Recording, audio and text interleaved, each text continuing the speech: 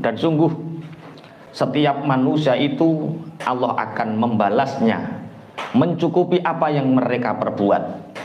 Kalau mereka melakukan perbuatan baik, Allah juga akan mencukupi mereka dengan banyak kebaikan.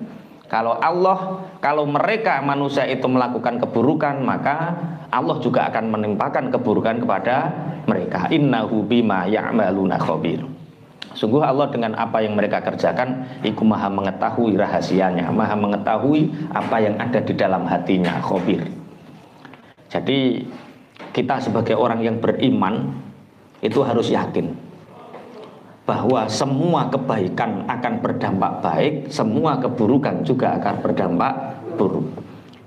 Niat yang buruk, perilaku yang baik, niatmu elek tapi kelakuanmu ketok apik, maka keburukanmu nanti akan tampak. Kebaikan sekecil apapun yang disembunyikan akan tampak, keburukan sekecil apapun disembunyikan juga akan tampak. Makanya kita beramal itu butuh dua. Yang pertama butuh ikhlas, yang kedua butuh ridho. Apa bedanya ikhlas dengan ridho? Nopo Pak Ikram? Bedanya ikhlas karo ridho. Apa bedanya? Lu kan mirip-mirip to, ono ikhlas, ono ridho. Lah, wong amal itu aja sampai gak duwe loro. Ketika kita tidak punya keikhlasan dan ketidakridhoan, maka kita tidak akan pernah melakukan apapun. Maka lakukan amal dengan ikhlas dan dengan ridho. Bedanya apa ikhlas karo ridho?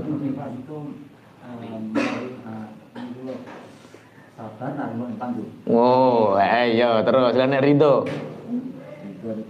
Nggih ngoten.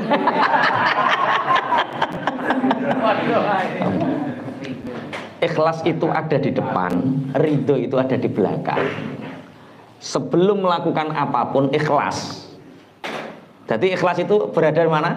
Di depan. Ngajimu ikhlas, asile ridho.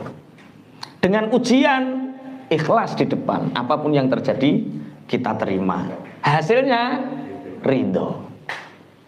Arep berangkat bakul es, ikhlas lillahi ta'ala, aku bakul es karena Allah, iku ikhlas. Dene ora payu, ridho. Paham maksudnya ya. Kita mau jadi pengusaha, mau ikhtiar, yang dibutuhkan yang pertama apa? Ikhlas. Ikhlas belajar ke sana, ikhlas belajar ke sana, ikhlas mengawali ini, ikhlas melakukan ini, ikhlas. Yang terjadi setelah terjadi ridho. Lah, wa inna kullalamma la yuwaffiyannahum rabbuka a'malahum. Tuhanmu Muhammad itu sungguh setiap manusia itu akan dicukupi amalnya. Amal yang baik dibalas baik, amal yang buruk dibalas buruk. Walaupun kadang kita nggak pernah bisa mikir hikmahnya. Kemarin sudah tak ceritakan, ada dua raja. Yang satu zolim, yang satu soleh. Raja yang zolim ini nanti kita bahas kezoliman setelah ayat ini. Pokoknya zolim itu yang menyengsarakan banyak orang, itu zolim. Dia tiba-tiba sakit. Sakitnya agak lama, tabib didatangkan juga nggak ada yang tahu obatnya. Tiba-tiba ada satu tabib, carikan ikan yang seperti ini. Mestinya saat itu ikan itu langka di tahun itu, di bulan itu, di musim itu. Tapi saat itu tiba-tiba ikan itu bau banyak sehingga raja yang zalim ini sembuh. Yang satu raja yang soleh, yang berbakti kepada Allah, yang gemati sama rakyatnya, tiba-tiba sakit. Sakitnya sama dengan raja yang zalim. Mestinya saat itu musim ikan itu untuk obatnya itu banyak, tapi tiba-tiba langka hingga enggak menemukan obat dan mati. Ada orang bertanya, di mana letak keadilan Allah? Sing soleh kok digawe mati, sing zalim kok digawe urip. Seakan-akan orang, makanya orang jahat kok yo terus dikasih sama Allah. Yang orang-orang baik kok tambah sulit, tambah sulit. Akhirnya ditanyakan itu para nabi.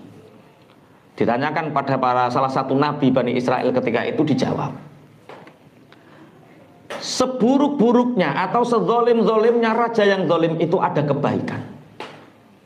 Makanya Allah nggak ingin balas kebaikan raja zalim itu nanti di akhirat, nggak ingin. Akhirnya kebaikan raja zalim itu dibalas di dunia sehingga dia tidak mendapatkan kebaikannya di akhirat. Sehingga sok mbeni kena mati karena mbek-mbek. Tiada ampun. Lah, sing apik raja soleh, sak soleh-soleh wong, sebaik-baiknya orang pasti punya keburukan. Lah Allah ingin balas. Ini eman-eman ini keburukan ini nanti dibawa ke akhirat. Makanya sama Allah keburukan ini dibalas di dunia. Sehingga nanti orang soleh ini di akhirat tinggal menikmati saja. Karena apa? Keburukannya sudah dibalas di dunia. Makanya sampean kok rumangsa wong apik kok duwe elek, karo Allah diuji sakit. Oh, iki donya. Sampeyan ning akhirat karek penake. Mungkin diuji dengan ngapunten gak duwe duit, kebulet utang. Itu salah satu cara Allah. Oh, iki wong iki apik, tapi kadang kok duwe elek. Biar eleke dientekno ning donya. Dihabiskan di dunia, nanti ketika di akhirat dia tinggal dapat baiknya. Ayo milih ndi kowe? Milih sing zalim apa milih sing soleh?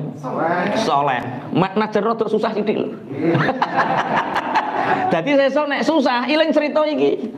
Oh, wa inna kullal lamma la yuwaffiyannahum rabbuka a'malahum. Innahu bima ya'maluna khabir. Makanya jangan janggal ketika ada orang yang fasik kemudian sama Allah dikasih banyak. Itu biar dia nggak punya kebaikan di akhirat. Biar habis kebaikannya di dunia. Orang yang soleh, orang yang baik kadang-kadang ujiannya kok banyak yo. Kurang api-piye aku. Kok ujiannya kok akeh lah, justru kowe apik iku ujianmu akeh. Tapi jangan terus kok mulai ngaji wis penak dadi wong elek wae. Wah, ayate ora ngono kok. Wa inna kullal lamma la yuwaffiyannahum rabbuka a'malahum innahu bima ya'maluna khabir. Fastaqim kama umirta wa man taba ma'aka wa la tadghaw. Fastaqim kama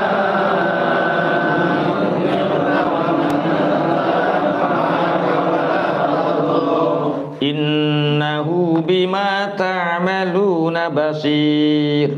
Innahu bima ta'maluna basir. Fastaqim mongko istiqomah sapa sira. Fastaqim mongko jejega sapa sira kama umirta kaya oleh den perintah sapa sira Muhammad. Wa man lan wong taba kang tobat sapa man ma'aka ing dalem sertane sira. Wala tabghaw lan aja lacut sapa sira. Innahu setuhune Allah bima kelawan barang tak maluna kang lakoni sapa sira kabeh iku basirun zat kang mirsani.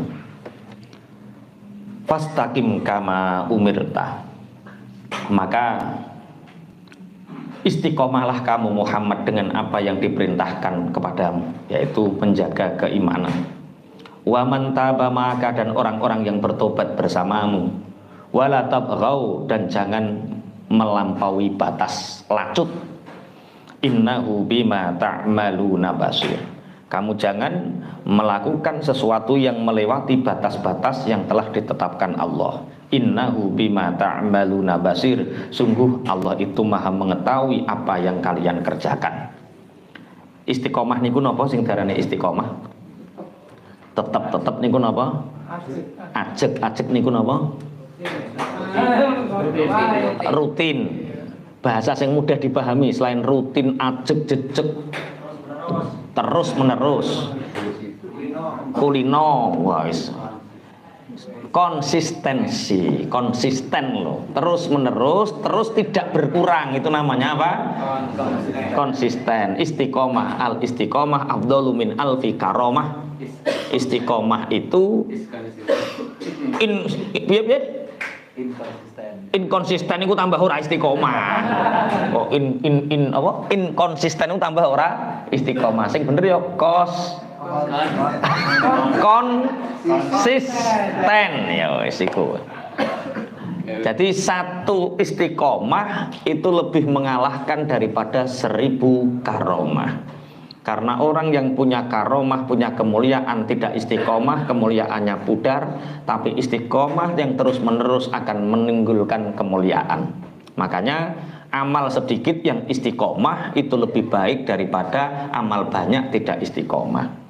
Tiap hari, setiap habis sholat baca 5 ayat Al-Quran istiqomah itu lebih baik daripada sak jungoan 5 juz tapi 5 wulan gak moco maneh. Contoh yang paling mudah seperti itu.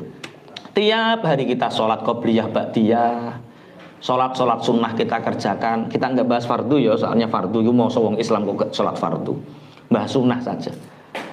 Kita sholat sunnah ba'diyah, qobliyah, istiqomah 1 rakaat, 2 rakaat, 2 rakaat, 2 rakaat istiqomah itu lebih baik daripada sholat awabin ba'du maghrib Allahu Akbar, Allahu Akbar, Allahu Akbar. Walah pisan tok tapi. Halo, konsisten terus menerus.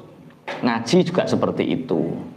1 bulan aktif itu lebih baik daripada ngaji 3 dino tapi 3 tahun gak ngaji maneh. Mokel. Ya ora ya 3 tahun gak ngaji maneh. Kalau bisa 1 bulan tambah 1 minggu. Kalau 1 minggu ya wis nek wong anu cukup 1 minggu. Kalau santri wah masya Allah tiap waktu ngaji. Bismillahirrahmanirrahim pun kita lanjutkan. Fastaqim, yang penting apa? Istiqomah. Istiqomah seperti yang kalian kerjakan, yang diperintahkan, yaitu istiqomah menjaga keimanan, istiqomah menjaga keislaman. Jadi iman Islam itu harus dijaga dan diistiqomah. Sholat jamaah istiqomah.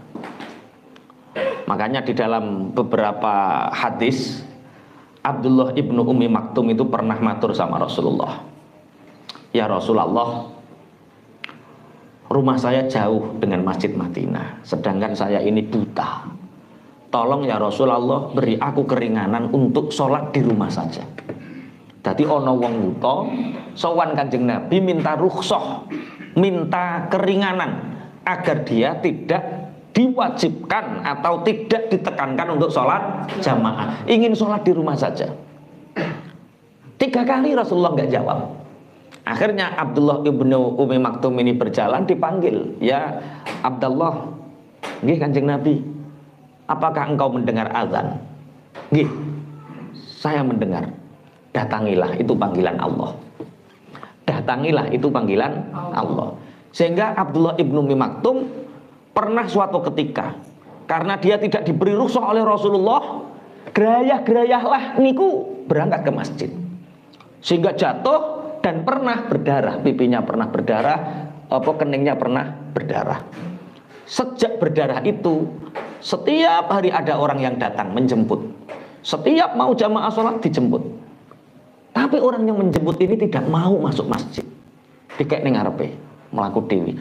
Akhirnya Abdullah ibnu Maktum penasaran, didakwahi orang ini. Kak, saya itu minta keringanan sama Rasulullah untuk bisa melakukan sholat sendiri karena saya buta. Lah panjenengan kok setiap hari nuntun aku terus, kok nggak mau masuk masjid? Ayolah ikut masuk masjid. Tidak, saya nggak mau ke masjid. Tidak. Lah kenapa? Ketahuilah wahai Abdullah ibnu Maktum. Ketahui apa? Aku adalah iblis yang bisa menjelma manusia. Kaget. Kok ono iblis apian? Loh, ono iblis apian. Ya ini berbulan-bulan loh, dalam riwayat berbulan-bulan. Iblis kok apian? Abdullah setiap hari dituntun, padahal wong soleh-soleh gak nuntun loh. Ini iblis kok apian. Nuntun Abdullah ibnu Ummi Maktum ke masjid, tapi dia gak mau masuk masjid. Loh, kamu kok aneh? Masa iblis kok baik? Dijawab, aku adalah iblis yang memperhatikanmu. Dan ketika engkau mau jamaah sholat subuh terjatuh dan engkau beristirja inna lillahi wa inna ilaihi roji'un, kamu bangun dan tetap berangkat, itu sebenarnya yang ngasih batu itu saya, agar kamu jatuh dan kamu tidak ke masjid lagi. Ternyata setelah tak kasih batu kamu jatuh, kamu istirja dan tetap berangkat, gemuruh malaikat yang ada di langit memintakan ampunan untukmu dan separuh dosamu itu diampuni. Lah kamu kalau tak biarkan jatuh lagi, habis dosamu. Paham ya? Jadi hati-hati, kadang-kadang setan itu baik juga. Setan itu belum tentu buruk. Setan itu kadang-kadang menjelma dalam sesuatu yang sifatnya seperti baik. Loh ini sama ridho birido loh. Ini saling menguntungkan. Ini kamu butuh, saya juga butuh. Jebule nganakno duit kan. Lho padha apa bedane? Dalam 3 tahun terakhir, Pondok Pesantren Hozinatul Abror telah mengirimkan 3 kader terbaik untuk menuntut ilmu di Universitas Al-Azhar, Kairo, Mesir. Sebuah langkah besar untuk membangun generasi pemimpin berilmu dan berakhlak mulia. Kini, melalui Giska, Gerakan Infak Beasiswa Kader, Anda memiliki kesempatan emas untuk menjadi bagian dari perjuangan ini. Setiap rupiah yang Anda infakkan akan menjadi cahaya ilmu yang menerangi masa depan umat.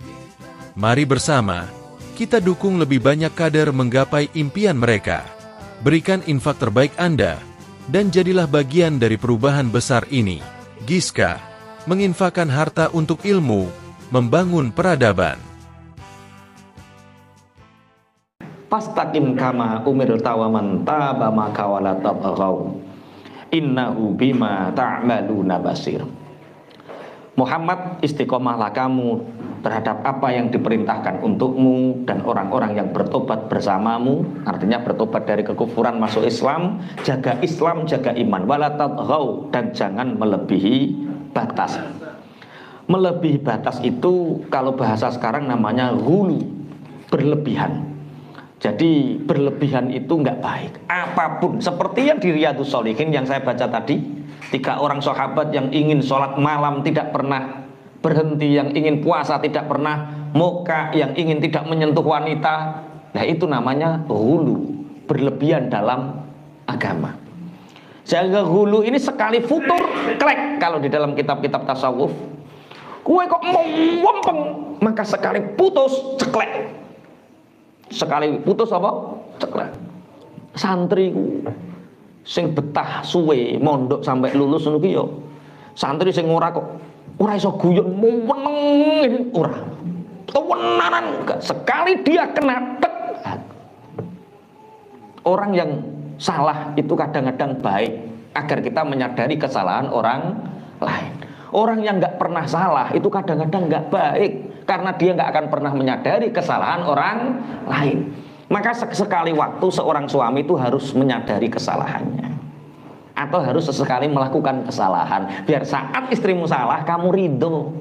Tapi repotnya bojomu ridho gak nek kowe salah. Kok nang diuring-uring sak lawase uring. Kuwi terus sing dieling-eling. Wala tadghaw. Innahu bima ta'maluna basir. Sayyidah Aisyah dan beberapa istri dari Rasulullah ketika ditanya apa doa, tapi yang ditanya ini yang menjawab namanya Ummu Salamah. Di antara istri Rasulullah ada yang bernama Ummu Salamah.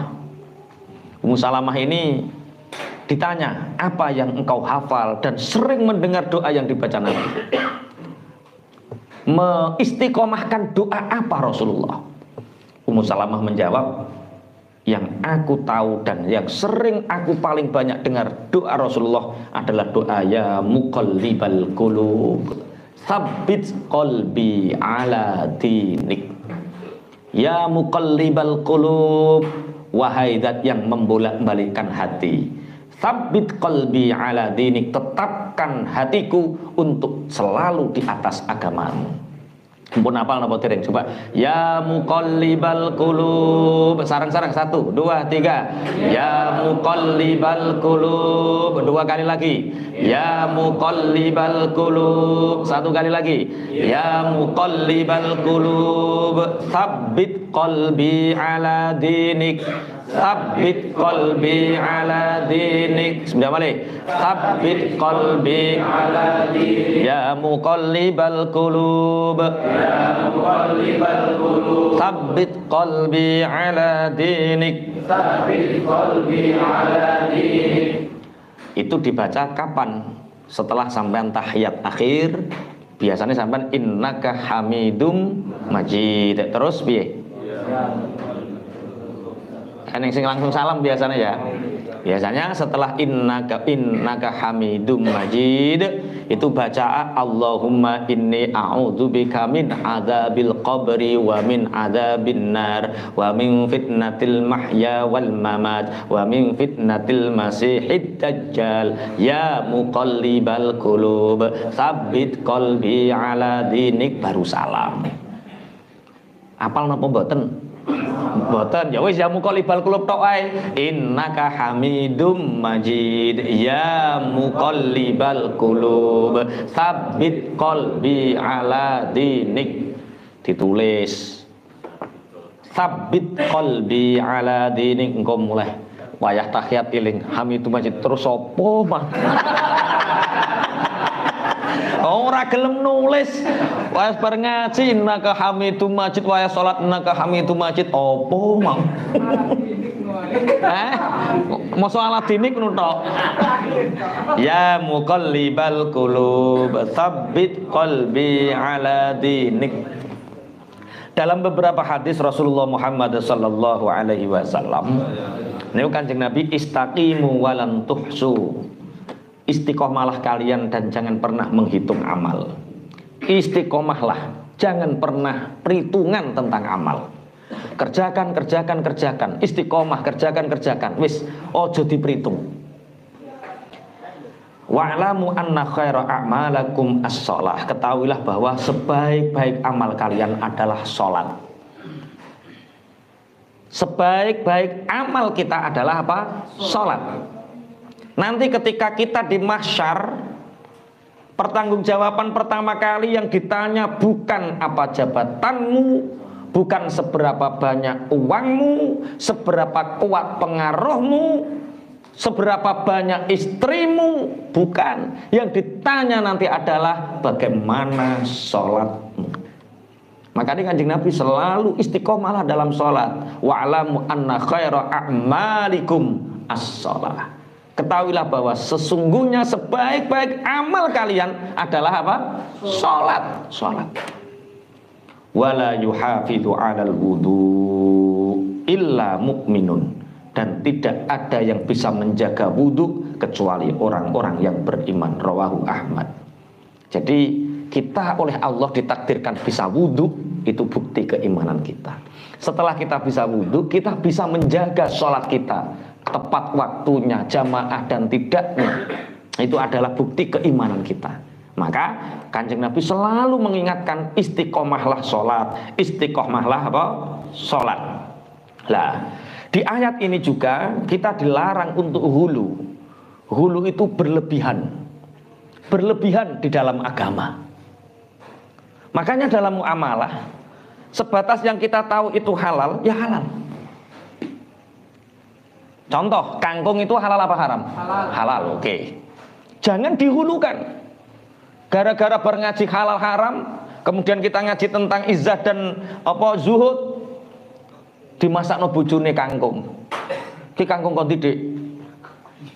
Tuku to, Pak, ning ngene bakul rengkek. Bakul rengkek wong diwi, pacing, wong salat ora. Oh, gak iki ketoke. Lah kok ndang nyolong. Sesuk takoki, iki colongan to kolaan?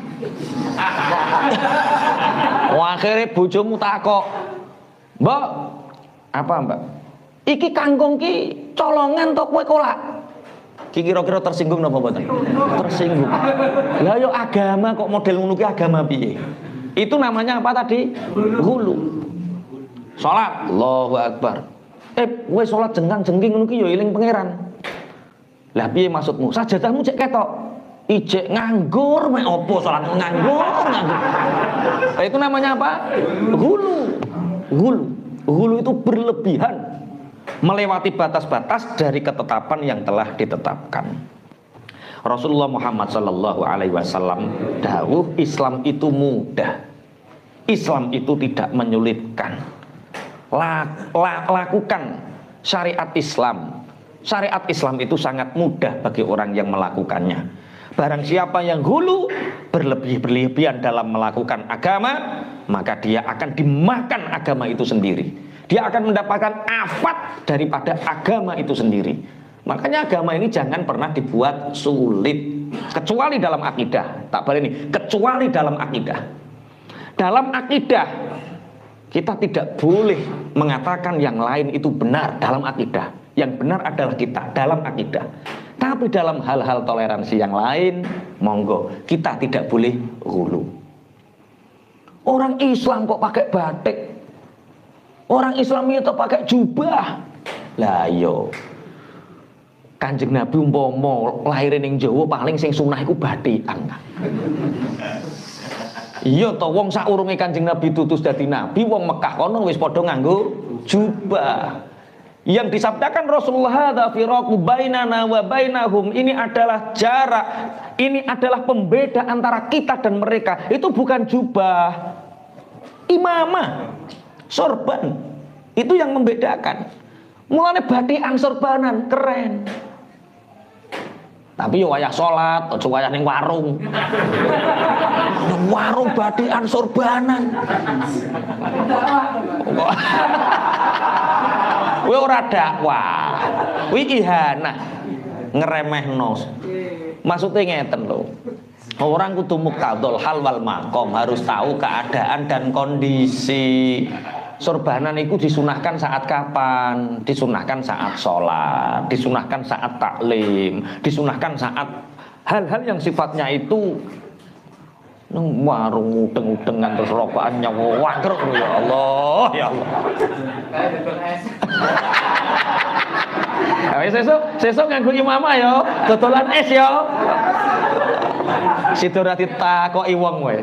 Lah ghulu wala tatghaw. Kita tidak boleh berlebihan dalam agama karena berlebihan itu akhirnya menyulitkan kita sendiri. Makanya Mas Taufik itu pernah ngetel apa itu Mas? Ono wong Arab jadi sopir taksi. Sopirnya minta izin sama penumpangnya. Pak, bolehkah saya menyalakan AC? Haram, bid'ah. Rasulullah nggak pernah AC-nan. Mata ini ongkepen, dibuka cret. Ah ini seger alami. Terus ono telepon, delit. Pak, ini boleh saya angkat? Oh, haram, bid'ah itu nggak boleh. Zaman Rasulullah nggak ada. Yang tidak ada zaman Rasulullah itu seburuk-buruknya. Walah akhirnya apa nih kayak HP terus apa nih? Radio lah, jenenge sopir kan yo pengen ngrungok radio, berita. Bolehkah saya menyalakan radio? Oh, bid'ah. Akhirnya dibuat terus mendek. Loh kok diam? Oh ya. Ini mobilnya bid'ah, kamu naik onta saja. Ditinggal dengan endak-endakan. Walah, itu sekali itu hulu berlebihan ya seperti itu. Makanya agama itu mudah jangan dipersulit.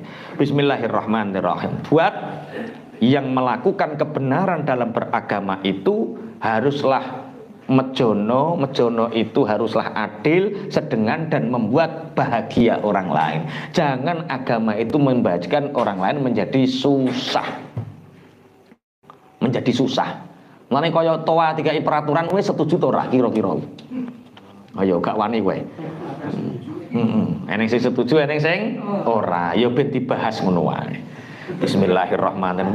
Timbang ra tau bahas adzan, akhirnya dikai peraturan jadi bahas adzan. Ya wis bener, derajatmu yang bahas kuwi ya. Tapi bahas. Bismillahirrahmanirrahim. Netizen. Wala tarkanu ilal ladzina zalamu fatamassakumun nar wa ma lakum min dunillah.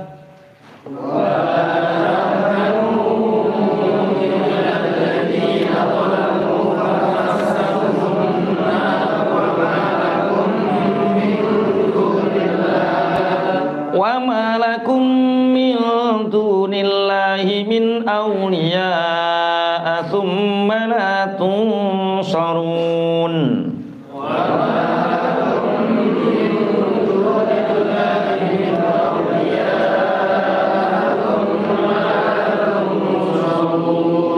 Wala tarkanulan ojo condong sapa sira kabeh, ojo condong ilal ladzina maring wong akeh zalamu kang padha zalim sapa alladzina.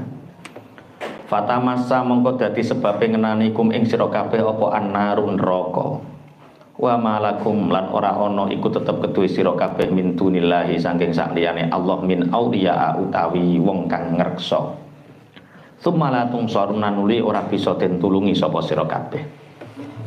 Wala tarkanu ilal ladzina zalamu, hai orang-orang yang beriman, para muslimin, kamu jangan sekali-kali punya kecondongan hati, punya ketertarikan kepada orang-orang yang zalim. Kamu jangan seneng kepada orang yang zalim. Kamu jangan tertarik dengan orang-orang yang zalim. Maka neraka akan mengenaimu. Wa ma lakum min dunillahi min auliya. Ketika kamu melakukan kezaliman, maka tidak ada selain Allah yang bisa menjagamu. Tsumma la tunsarun, dan tidak ada yang bisa menolongmu. Dalam 3 tahun terakhir, Pondok Pesantren Hozinatul Abror telah mengirimkan 3 kader terbaik untuk menuntut ilmu di Universitas Al-Azhar, Kairo, Mesir. Sebuah langkah besar untuk membangun generasi pemimpin berilmu dan berakhlak mulia. Kini, melalui GISKA, Gerakan Infak Beasiswa Kader, Anda memiliki kesempatan emas untuk menjadi bagian dari perjuangan ini. Setiap rupiah yang Anda infakkan akan menjadi cahaya ilmu yang menerangi masa depan umat. Mari bersama, kita dukung lebih banyak kader menggapai impian mereka. Berikan infak terbaik Anda, dan jadilah bagian dari perubahan besar ini. GISKA, menginfakkan harta untuk ilmu, membangun peradaban. Zalim itu arti asalnya adalah wat'u syai' fi ghairi mahalli. Meletakkan sesuatu tidak pada tempatnya, itu apa? Zalim. Tapi di dalam tatanan bermasyarakat, di dalam syariat, ketika kita berhubungan dengan orang banyak, zalim tidak diartikan itu. Tak boleh nih. Meletakkan sesuatu yang tidak pada tempatnya itu ketika kita individu, ketika sendiri. Ketika kita muasyarah bermasyarakat, maka yang namanya zalim adalah merampas hak orang lain. Itu namanya apa? Zalim. Merampas hak orang lain. Dudunggonmu kok kepingin mbok duweni, piye carane menjadi hakmu? Itu namanya zalim. Atau hak berupa apa saja, merampas hak berupa apa saja, bisa jadi berupa harta. Harta ini sebenarnya bukan milikmu, terus akhirnya, makanya kalau saya ngaji tanya jawab itu kadang-kadang repot. Hulu itu banyak terjadi. Saya pernah ditanya loh, pas saya ngaji itu ada tanya jawab, Pak Yai, ada seseorang yang menjadi takmir masjid. Takmir masjid, orangnya soleh, anak cucunya di pesantren semua orangnya bagus-bagus. Terus yang kamu tanyakan apa? Yang saya tanyakan adalah, kalau sawahnya dari takmir itu sebenarnya bukan sawah dia, tapi mbahnya dulu itu merebut sawah orang lain, kemudian dimiliki mbahnya, kemudian turun ke anaknya lah, anaknya ini takmir. Itu bagaimana hukumnya? Apakah itu haram apa halal? Aku nek jawab piye ngene ya. Cara kowe nek jawab piye? Aku urung tak jawab, tak mere ngadeg. Kowe ndarani aku yo. Ngono. Aku urung jawab, tak mere ngadeg. Kowe ndarani aku. Ora wong aku ora nyebut jeneng kok. Yo takmir kono-kono kan gak kudu sampeyan to. Tapi takmir sing anake kaji sawe mbah aku tok. Waduh iki kacau. Lah itu namanya apa? Hulu. Ya hukum itu yang kita lihat saja lah. Yang dulu-dulu itu sudah lah. Yang bukti ini yo anake soleh. Yang tanda tidak berkah itu satu. Kalau kita bekerja, uang kita banyak, tapi tidak menjadikan hati kita tenang, hati-hati dengan pekerjaanmu. Kalau gaji kita besar, kalau sesuatu yang kita dapatkan dari pekerjaan kita itu besar, di samping hati tenang, tapi gak iso nyelengi, hati-hati. Ada sesuatu di dalam pekerjaan, itu mungkin kurang berkah. Atau mungkin kita bisa nyelengi, tapi anak cucu kita ada yang kurang bener. Hati-hati dengan pekerjaan. Mbah kurang zakatnya, mbah kurang sedekahnya, mbah kurang apane, atau ada hak orang lain yang tidak kita keluarkan. Nah, itu namanya kurang berkah. Karuan anaknya apik-apik jadi takokno. Nah terus pun jenengan teng dalem mawon mangke kula jawab teng dalem. Berarti wong ora teko, berarti pengen kena takmiri teng mamah. Itu namanya hulu. Wala tarkanu ilal ladzina zalamu fatamassakumun nar. Kamu jangan sekali-kali punya ketertarikan condong membela orang-orang zalim. Kezaliman oleh siapapun, oleh orang yang dekat dengan kita, orang yang jauh dengan kita, orang yang kita coblos saat kita mencoblosnya untuk jadikan pemimpin. Ketika mereka zalim, ya katakan itu zalim. Jangan kamu pernah punya kecondongan hati terhadap orang-orang zalim. Orang zalim itu apa? Orang yang merampas hak, bisa jadi merampas harta, bisa jadi merampas apa nek ngarani nafkah. Loh, ada orang yang menzalim nafkah, ada. Suami yang tidak menafkahi istrinya itu zalim. Dia merampas nafkah anak istrinya. Wong lanang gak gelem nyambut gawe klimrak ribu, itu apa? Zalim. Bismillahirrahmanirrahim. Suami yang tidak ngumpuli bojonya zalim, karena itu hak istri yang harus diberikan. Mulane ada piye ke? 1 minggu sekali efeknya seperti ini Pak Pra, apal biasanya Pak Pra.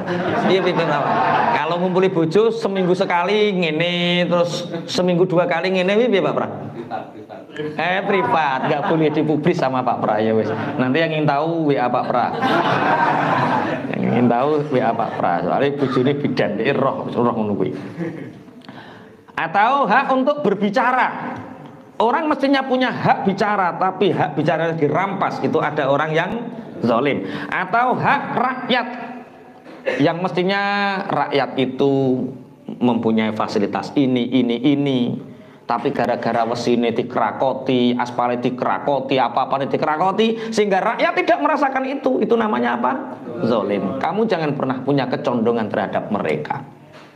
Berteman dengan orang-orang yang zalim itu akan menjadikan kita berada di lingkaran setan, dan lingkaran setan itu sekali masuk kita tidak akan pernah bisa keluar.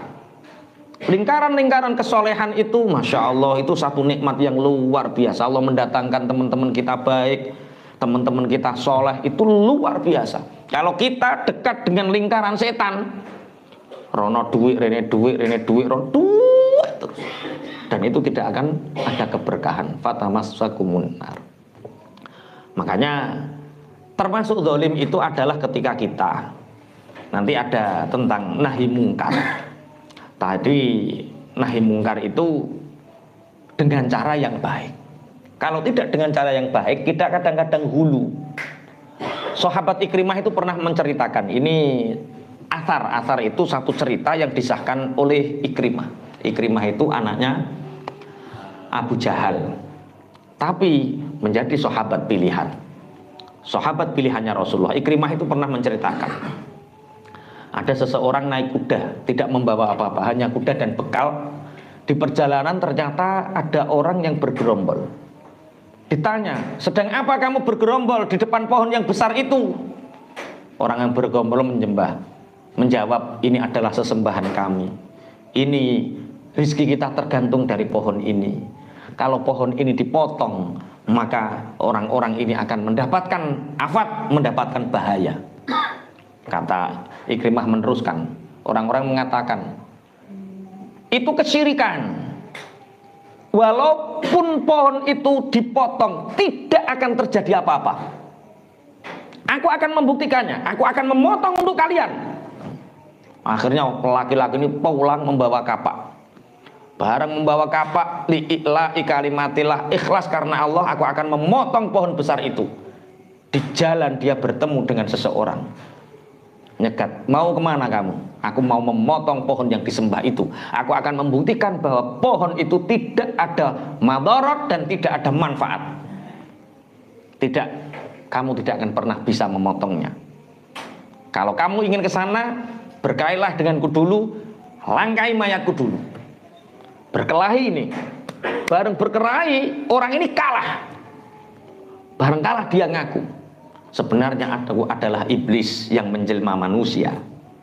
Sudahlah Kak, biarkan orang-orang itu di sana. Kamu jangan potong pohonnya.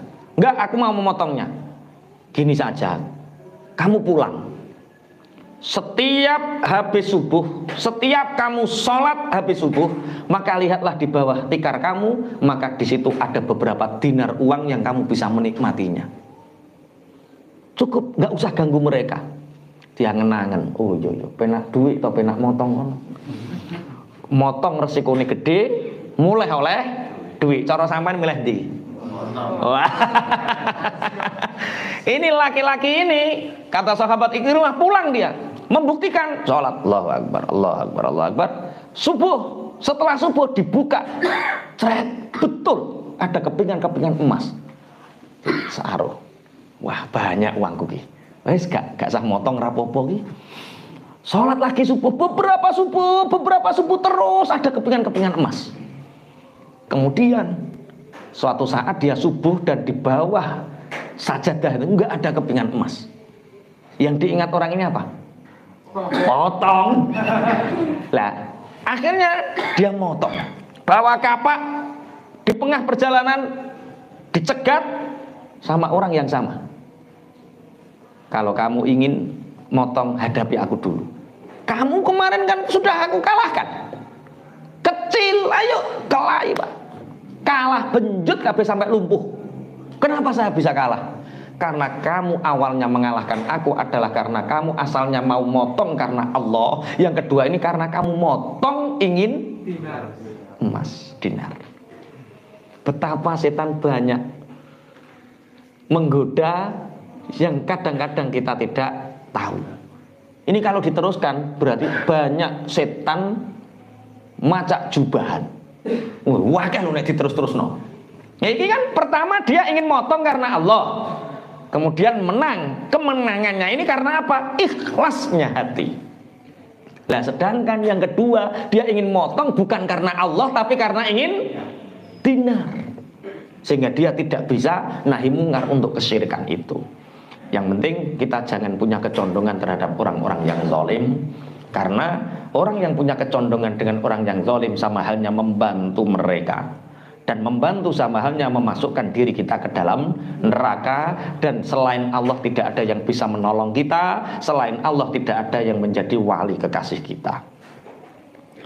Wa aqimis sholata tarafayn nahari wa zulfan minal lail.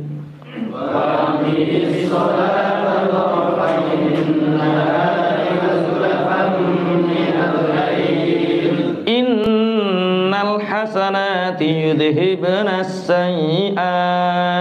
Innal hasanati yudhibna as-sayyi'at. Dzalika dzikra lidz-dzakirin. Dzalika dzikra lidz-dzakirin. Dalam 3 tahun terakhir, Pondok Pesantren Hozinatul Abror telah mengirimkan 3 kader terbaik untuk menuntut ilmu di Universitas Al-Azhar, Kairo, Mesir.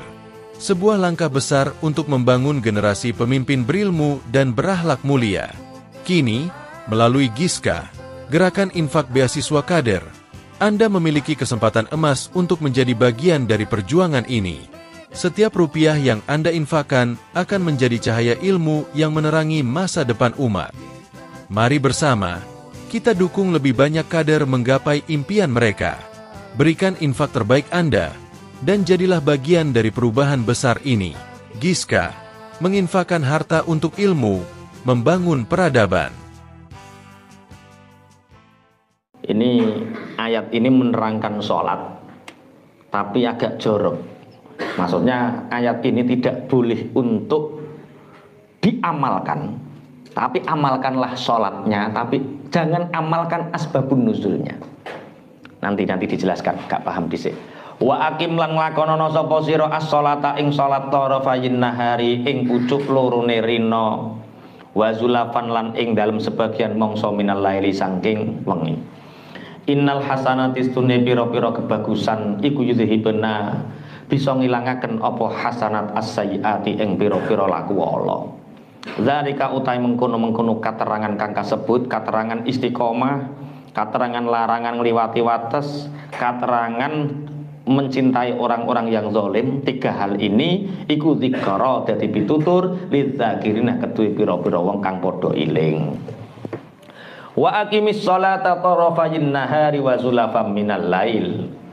Kerjakanlah sholat di ujung siang, yaitu sholat apa? Ujung siang dan sore apa? Subuh, zuhur, asar. Wa zulafam minal lail, dan sebagian dari malam, yaitu maghrib dan isya. Makanya kemarin ada siapa dosen yang mengatakan, tunjukkan satu ayat yang menerangkan bahwa sholat itu ada 5 waktu, tidak ada satupun. Piye maksudnya? Saya itu dono Mas Thaib iku ayate kowe. Kerjakanlah sholat di ujung pagi dan sore, yaitu subuh, zuhur, asar. Wa zulafam minal lail, dan sebagian dari malam, yaitu maghrib dan isya. Innal hasanati yudhibunas sayyi'at, sesungguhnya kebaikan-kebaikan itu akan menghilangkan keburukan-keburukan. Seburuk apapun kita, lakukan kebaikan. Jangan pernah kita menutup kebaikan hanya karena melakukan keburukan. 3 hal itu, perintah istiqomah, larangan melewati batas, dan larangan mencintai orang zalim, condong kepada orang zalim, itu adalah petunjuk bagi orang-orang yang ingat. Ini tak ceritakan asbabun nuzulnya. Surat Hud ayat 114 ini asbabun nuzulnya yaitu ketika ada seorang sahabat yang bernama Abul Busri. Abul Busri. Abul Busri ini berkata kepada Rasulullah, tapi sebelumnya tidak diceritakan kepada Rasulullah, dia menceritakan. Jadi sahabat ini namanya siapa? Abul Busri. Abul Busri ini kedatangan seorang wanita cantik yang suaminya sedang berperang jihad di jalan Allah. Cara ngono kene bojone tentara sing dikirim neng Papua atau neng neng Irian kono. Perang jihad. Ketika itu dia membeli kurma di rumahnya Abul Busri. Kemudian Abul Busri ini menungkatkan ini, anu Mbak Yu, ini kurmanya kurang baik yang di luar ini. Yang di dalam loh lebih baik, lebih murah. Akhirnya wanita cantik ini masuk ke dalam rumah bareng corone nglawang. Sret bareng. Ya rada sesek, melengak, lah kok ayu diambung ngono. Tapi aja tero. Aja tero. Jadi asbabun nuzul ayat ini. Iya, ya ono sahabat ini ya ono. Jadi Abul Busri ini jualan kurma. Ada seorang wanita cantik sahabiah beli. Lah, kurmanya kurang bagus. Kalau di dalam lebih bagus dan harganya lebih murah. Lah akhirnya dilalah masuk itu bareng. Lah lawang kan ya rada sempit. Pas disawang kok ketok ayu, gak kuat. Wes langsung ngegas aja. Lah akhirnya menyesal setengah mati. Menyesal setengah mati, bingung, masya Allah pikirannya semrawut, iki piye aku, bojone wong kok tak ambung, ora iso turu. Wah ya Allah, ora kok tambah krasa penak, ora iso turu. Ora iso turu terus ora pengin, ora, dia itu menyesal. Akhirnya dia mengatakan kepada Abu Bakar, wis aku tak cerita Abu Bakar. Wahai Abu Bakar, saya punya kesalahan yang berat, punya kesalahan yang besar. Kesalahan apa? Cerita. Aku ngambung bojone mok. Jadi Abu Bakar langsung seketika Abu Bakar seperti ini. Kamu jangan ceritakan kepada siapapun. Jangan kepada siapapun. Sabar. Diam. Sabar. Jangan ceritakan kepada siapapun. Lah ya wong dhek iku pengin oleh keputusan hukum, kok tambah dikongkon sabar, kongkon diam, nggak tambah bingung. Wah, ana sahabat sing rada kereng, menawa aku langsung dikampleng. Moro ning ngene sapa? Umar bin Khattab. Iki cara nek mbayang ngomong iki mesti Umar bin Khattab langsung eksekusi. Langsung, ya Umar bin Khattab, aku ngambung bojone wong niku piye? Aku ngambung bojone wong piye? Sayyidina Umar bin Khattab sama persis dengan yang dikatakan Sayyidina Abu Bakar. Kamu jangan bilang siapapun. Taubat, sabar. Jawabannya, taubat, sabar. Piye yo kok ngene. Aku kepingin keputusan. Akhirnya mosone ngene Rasulullah aja. Lah anggite Abu Bakar, anggite Umar, jangan kepada siapapun, maksudnya aja sampai roh Kanjeng Nabi. Tapi mau ngapik, ki cara Thaif ngono cerita to ora? Wong Abul Busri ku wong apik. Aja praktekno ya. Abul Busri ku wong apik, madhep Rasulullah. Iki padha karo santri. Bareng nyurati cah wedok, ora konangan tapi gak iso melak-melek ilmuku barokah to ora, Lah ya surate diturunno kiyaine. Ono santri ngono ki ono, surat-suratan ora iso, ape mulai melak-melik deh. Iki nek ilmuku gak barokah, iya akhire sowan Mbah Yai, ya wis sing wedok panggil ijabno ning kene. Langsung diijabno wae. Nah, ini Abul Busri matur, ya Rasulullah, aku telah mencium si fulanah ya Rasulullah. Saya dalam keadaan gundah gulana, menyesal dan berdosa. Kata Rasulullah, pengkhianatan yang sangat besar bagi seorang laki-laki yang menggoda istri suaminya yang sedang berjuang di jalan Allah. Pengkhianatan besar.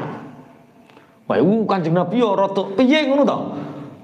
Malaikat Jibril turun, Rasulullah ndiluk, keringatnya meruntus. Turunlah ayat ini. Ayat apa? Aqimis sholata tarafayin nahari wa zulafam minal lail. Innal hasanati yudhibanas sayyi'at. Kerjakanlah sholat 5 waktu. Keburukan-keburukanmu akan habis. Innal hasanati yudhibanas sayyi'at. Sesungguhnya kebaikan-kebaikan itu akan menghapus semua keburukan. Dosa-dosa itu dihapus dengan sholat. Ngono ki Abul Busri pede Kanjeng Nabi. Ayat niku kangge kula tok to nggih. Plaur takok ayat niku kangge kula tok.